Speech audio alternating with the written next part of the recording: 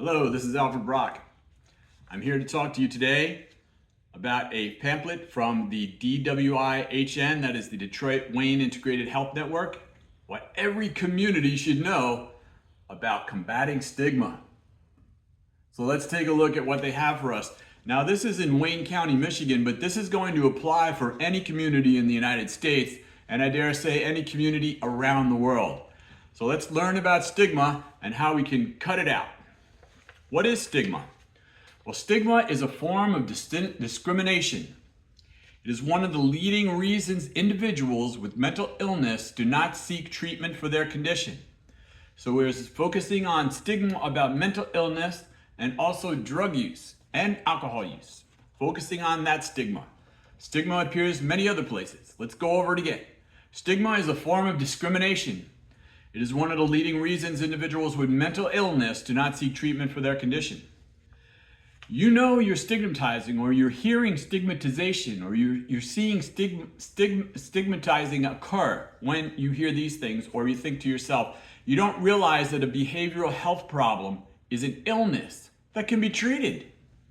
It's not the end of anything. Sometimes it's the beginning of something. If you're stigmatizing, a person is stigmatizing if they're using words like crazy, psycho, loony, etc. to describe individuals with a behavioral health illness. And if you're hearing public figures using words like crazy, psycho, loony, etc., they are also stigmatizing and attacking the people or ideas that they don't agree with. The person, you'll know you're hearing stigmatizing when a person believes, or you believe, that a behavioral health problem is the person's fault. It is their fault that they did this on purpose. Even though sometimes after time they may be continuing it, the fault is not in the individual. The fault can be addressed and the individual can be cured and helped to live a normal, healthy life along with the rest of us. Now, some folks in some communities, you can see that they're stigmatizing because they're afraid to live near or socialize with a person with a behavioral health illness. And you can take this one step further, but we're not going to do that right now because we're concerned with behavioral health illnesses.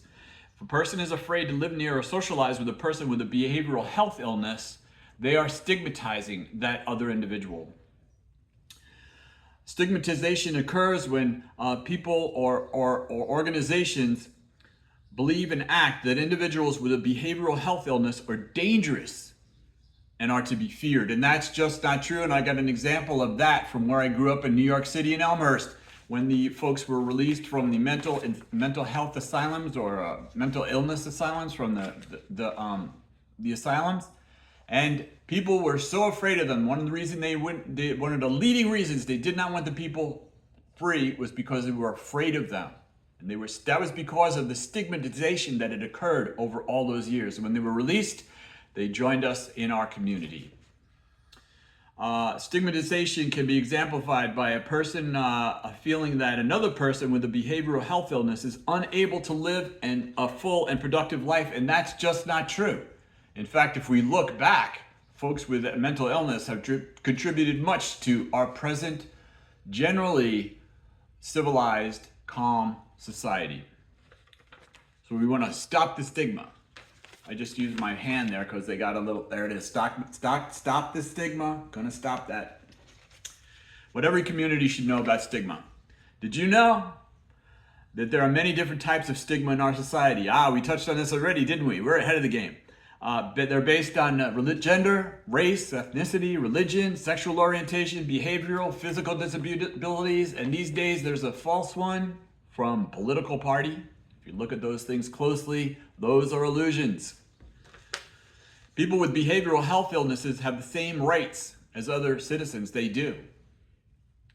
Stigma, did you know that stigma is a form of discrimination and or harassment and can be viewed as a violation of the American Disabilities Act, ADA? It can be. Now, stigma has a profound effect on the people that are stigmatized. Stigma can cause individuals with the behavioral health illnesses to feel isolated in a community. It can make them feel worse. And did you know that stigma impedes people from seeking help because of fear that the confidentiality of their diagnosis or treatment will be breached? That's like fearing whether or not people will find out you had chickenpox once. That's what we're moving towards. But right now, people don't go because they're afraid that if they get this label or they start working towards correcting something, that they're going to get this stigma on them, and they're not going to be able to live their lives the way they've been used to, which in that case is living in fear, and we don't want anybody living in fear.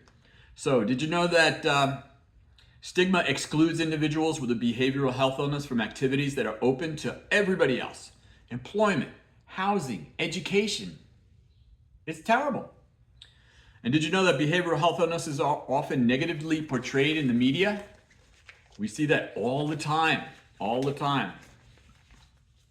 Now what can you do? What can we do? What can I do?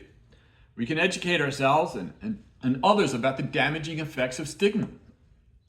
We can recognize that stigmatizing behavior is not normal or acceptable anywhere. We can speak out against stigma. We can cultivate qualities of, this is very important, especially now in our nation and in our local communities and with each other. Cultivate qualities of compassion, tolerance, and authentic admiration for individuals with a behavioral health illness. Join support groups that support anti-stigma initiatives. That's like National Alliance for the Mentally Ill, NAMI, NAMI, and the ARCS, ARCS. You know those guys. Challenge stereotypes in the media by writing letters to the editors of the newspapers or television shows where these things are shared and shown.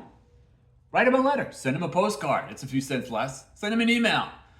You can call them on the telephone.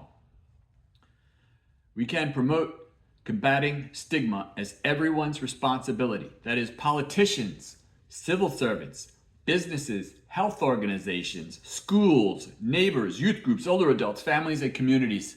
And that's what we're talking about now. That can be done. We can do it.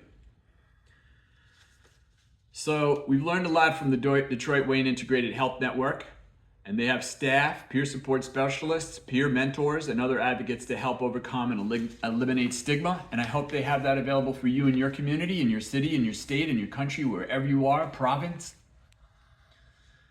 prefecture. I wish you well, and we're going to work this all out. Thanks for attending today. What every community should know about combating stigma. Go ahead and share it. Thank you.